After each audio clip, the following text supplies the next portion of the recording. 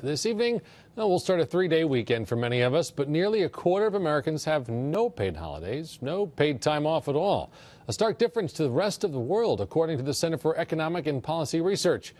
Brandon Lewis has been looking for a day off, and instead he's hard at work in our newsroom on this story. Brandon, how do we stack up? Now, Jerry, we are dead last when compared to most industrialized nations. The next closest is Japan, which requires employers to give at least 10 days of paid vacation.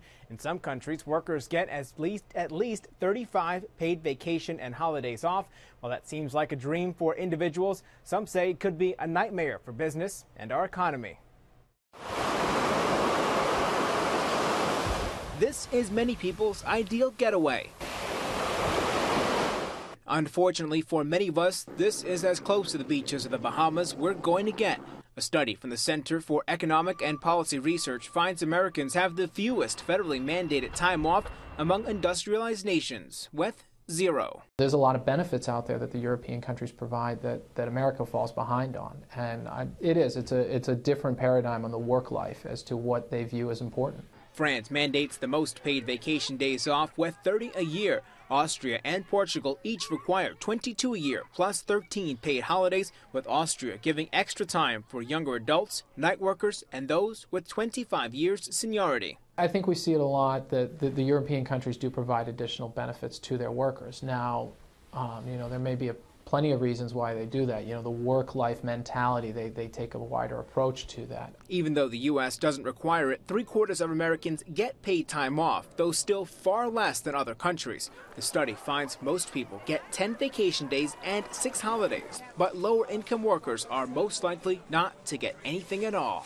I think the impact is that employers don't view that as something that they need to do to entice a lower-wage employee. There's no requirement that they have to do it, so they can get away with it. Whereas higher wage earning employers realize that they want to, get those employees and they want to keep those employees.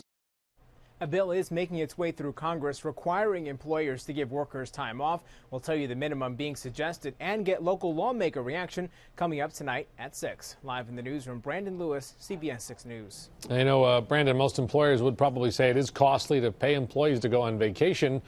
Not that it's going to make the employees change their minds, but what's the economic impact? What are they saying on that end? Yeah, Jerry, well, that's something that is already being discussed in this bill with Congress. There was a study in the Wisconsin Journal, a medical journal, that found time off is good because the employees are more productive, but others say it's another unfunded mandate businesses simply can't afford.